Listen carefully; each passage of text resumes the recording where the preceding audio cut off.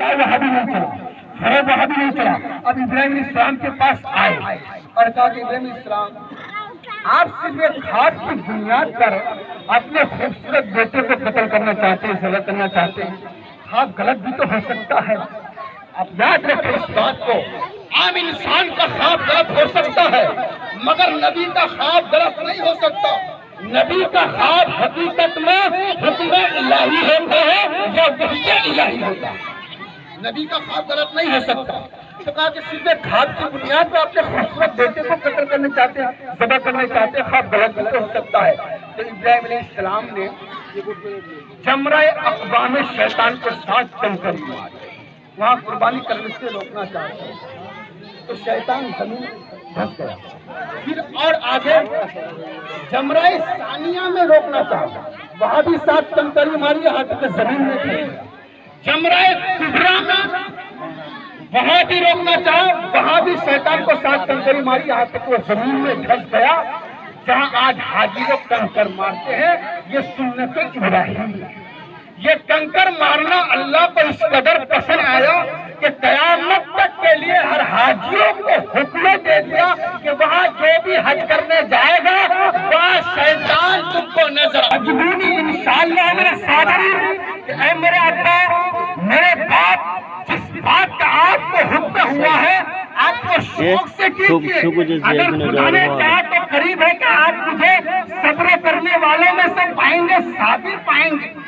बाप बेटों की एक गुफ्तगू हुई तो आप गौर करें कि अगर इब्राहिम अलैहिस्सलाम बेमिसले बेमिसाल बाप होने में लाजवाब है तो इस्माइल अलैहिस्सलाम भी बेमिसले बेमिसाल बेटा होने में लाजवाब है। न उस अजीमुल शान बाप का कोई जवाब है और न ही उस अजीमुल मर्तबा बेटे का कोई जवाब है। बाप कुर्बान करने के लिए तैयार है और बेटे कुर्बान होने के लिए तैयार है। न उस बेटे का कोई जवाब है न ही उस बाप का कोई जवाब है। बाप बेटे की गुफ्तगू हो गई। बेटा अर्ज करते हजरत इस्माइल अलैहिस्सलाम, अब्बा जान मेरी 3 वसीयत है, मेरी 3 वसीयत है। पहली वसीयत ये है कि आप मेरे हाथ और पैर को रस्सियों से बांध दीजिए, क्योंकि कहीं मेरा तड़पना देखकर आपके दिल को रहम ना हो जाए, रहम ना हो और आपका हाथ रुक। दूसरी वसीयत ये है कि आप मुझे मुंह के बल लेटाना, यूं नहीं लेटाना, यूं लेटाना, मुंह के बल लेटाना। क्यों मुंह के बल लेटाना? इसलिए कि आपके सीने में बाप का दिल है, आपके सीने में बाप का दिल है। कहीं मेरे खूबसूरत चेहरे को देखकर आपके सीने में कहीं आपका दिल धड़क ना जाए और आपका हाथ रुक ना जाए और हम दोनों इस सादत से कहीं महरूम ना हो जाए। और तीसरी वसीयत ये है कि मेरे क्योंकि मेरी माँ बर्दाश्त नहीं कर पाएगी, उसका दिल पास पास हो जाएगा। मेरी माँ को खबर नहीं दीजिएगा, मेरे ज़ेबा आने की इत्तला नहीं दीजिएगा। ये 3 वसीयत है। इब्राहिम इस्लाम ने फरमाया, बेटा तुम्हारी तीनों वसीयत पर भरपूर उस पर हुक्म का अमल किया जाएगा। हजरत इब्राहिम इस्लाम ने अपने बेटे को हाथ पांव बांध दिए रस्सी से, अपने आंखों पर पट्टी बांध दी। बांधने के बाद हजरत इस्माइल इस्लाम को पत्थर की एक चट्टान पर लेटा दिया और लेटा करके छुरी लेकर हजरत इस्माइल इस्लाम की गर्दन पर चला गया। मगर खुदा की कुदरत का करिश्मा देखिए आप कि इब्राहिम के गले को छुरी क्या काटेगी? इब्राहिम के गर्दन के एक बाल को भी काटना सकती। बाप देख के रोने लगे, या अल्लाह हमारी कुर्बानी कबूल क्यों नहीं होती है? फिर दूसरी मर्तबा छुरी चलाते हैं फिर भी काटने पर दोनों बाप बेटे रोते हैं, या अल्लाह हमारी कुर्बानी कबूल क्यों नहीं होती? हजरत इब्राहिम अलैहिस्सलाम को जलाल आ गया। एक पत्थर पर छुरी को पटक देते हैं तो क्या होता है? एक पटक से वो पत्थर 2 टुकड़ा हो जाता है। पत्थर जब 2 टुकड़ा हो जाता है, इब्राहिम अलैहिस्सलाम छुरी से उस चाकू से पूछते हैं कि चाकू छुरी एक बात बताओ कि तूने एक भारी भरकम मजबूत पत्थर को काट कर 2 टुकड़ा कर दी, मगर मेरे बेटे की गर्दन तो गुलाब ज्यादा नाजुक है, उसको काट ना सके। क्या बात है, उसको काट ना सके तो छुरी जो लोहा है, सुन लीजिए आप, छुरी जो लोहा है, जो तलवार है, चाकू है, वो जबान है, हाथ से आवाज देती है, इब्राहिम अलैहिस्सलाम के सवाल का जवाब देती है। इब्राहिम, ये बात बताओ कि जब नारे नमरूद में आपको मंजरीब के जरिए डाला जा रहा था, आपको आग में डाला जा रहा था, तो उस वक्त आग ने आपको जलाई क्यों नहीं? आग के शोले ने आपको जलाया क्यों नहीं?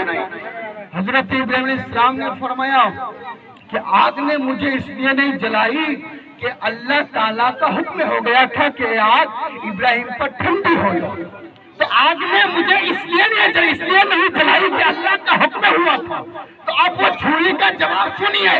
वो छुरी कहते इब्राहिम, आग को अल्लाह ने एक मर्तबा हुक्म दिया था कि मेरे इब्राहिम को ना जलाना, तो आग ने आप पर कुछ असर नहीं किया, लेकिन अल्लाह ने मुझे 70 मर्तबा हुक्म दिया कि मेरे इस्माइल की गर्दन को ना काटना।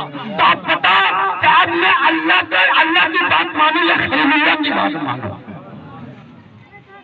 इसीलिए गर्दन नहीं काटा। जब अल्लाह ताला ने इब्राहिम अलैहिस्सलाम की उस इशारे कुर्बानी को देखा और फरिश्ता ने जब उस मंजर को देखा तो कहने लगा कि बेशक इब्राहिम अल्लाह के गहरा दोस्त है, अल्लाह का दोस्त कहलाने का हक बेशक इब्राहिम रखता है। फरिश्ते ने यह मंजर देखा, अल्लाह की रहमत को प्यारा फरमाया, सिदरा रूहुल अमीन जिब्रील अमीन से बस थोड़ी सी गुफ्तगू है, सुन लीजिए आखिरी बात। फरमाया जिब्रील जा जन्नत से दुम्बा लेकर जा और इस्माइल की गर्दन पर छुरी चलने से पहले इस्माइल को उठा ले और उसकी जगह दुम्बा को रख दे। इस हजरत जिब्रील अलैहिस्सलाम जन्नत में जाते हैं दुम्बा लेकर, पलक झपकने से पहले वादिये मीना में पहुंचते हैं और इब्राहिम अलैहिस्सलाम हजरत इस्माइल अलैहिस्सलाम की गर्दन पर तीसरी मर्तबा जब छुरी चलाना चाहते हैं, जिब्रील अलैहिस्सलाम जाकर हजरत इस्माइल को उठा लेते हैं और उसकी जगह दुम्बा को रख देते हैं। अब जब तीसरी मर्तबा छुरी चलाते हैं तो छुरी चल जाती है, कुर्बानी हो जाती है, दुम्बा ज़बह हो जाता है।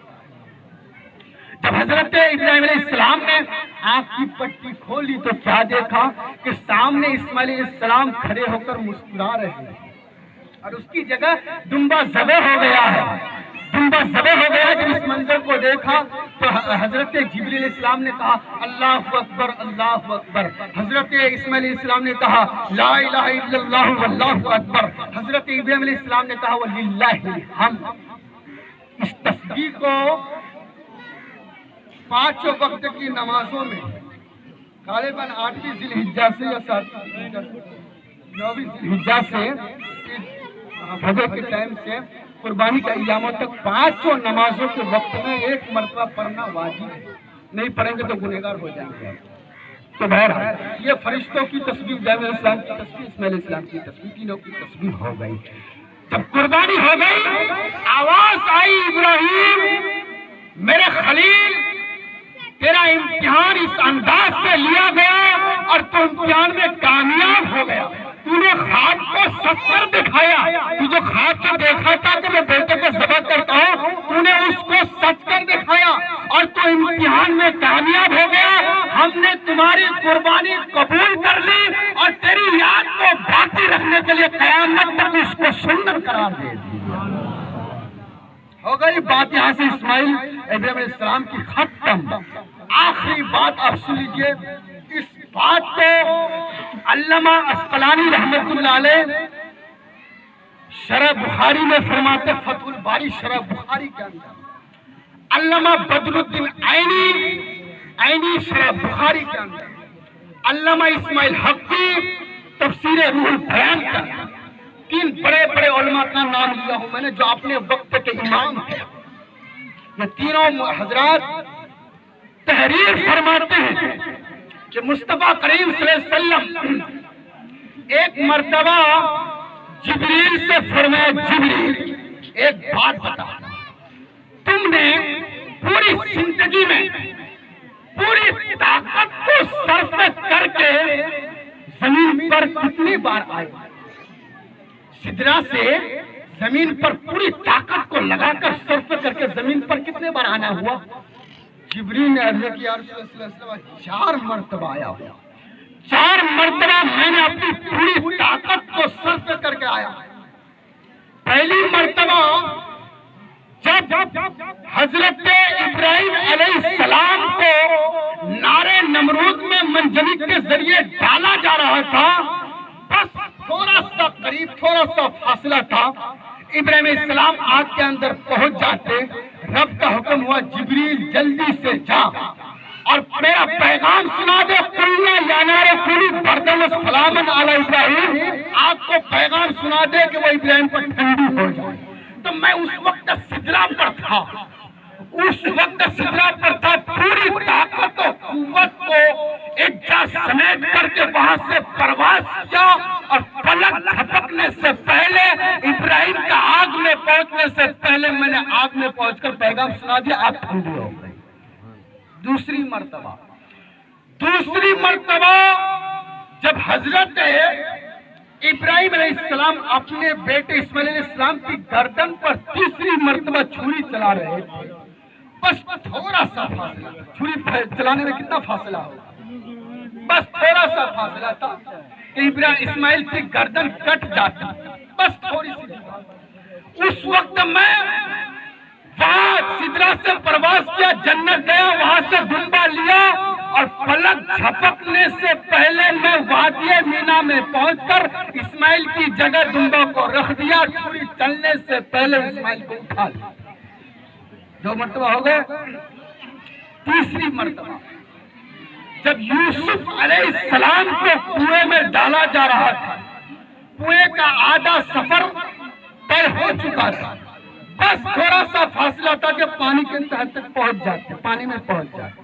रब का हुक्म हुआ, जन्नत में मैं गया, वहां से एक नूरानी तख्त लिया और उस कुएं में हाजिर होकर यूसुफ को उठाकर उस तख्ते पर बिठा दिया। हो गए। चौथी मर्तबा जंगे उहद में या रसूलुल्लाह सल्लल्लाहु अलैहि वसल्लम जब आपके दंदाने मुबारक शहीद हो गए थे, अब मुस्तफा की शान देखो, आप पर हमारे नबी की शान देखो। या रसूलल्लाह, जंगे उहद में जब आपके दंदान शहीद हो गए थे तो खून का कतरा जमीन की तरफ आ रहा था।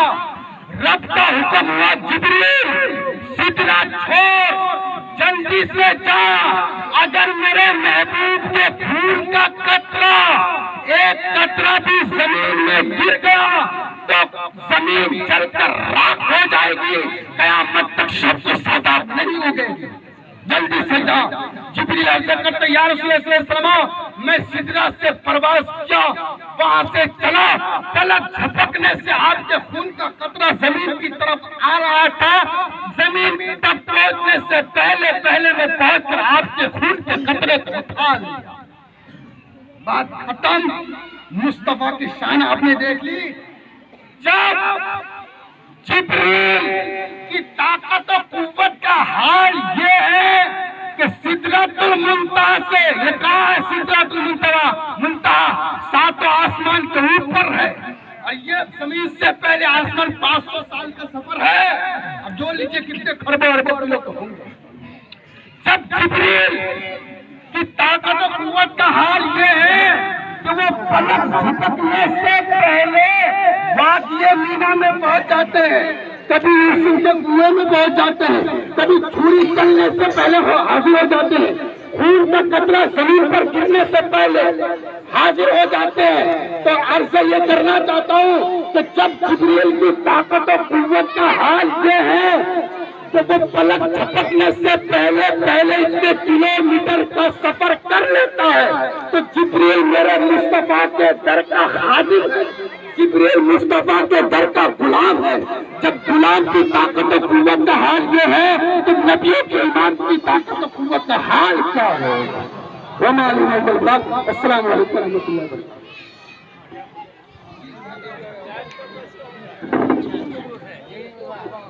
Aqui é o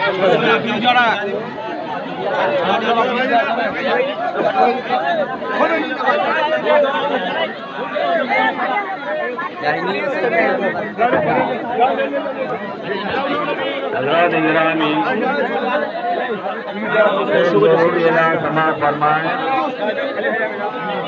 नमाज के बाद खुतबा के बाद फातिहा खानी होगी बराए इसाल सवाब।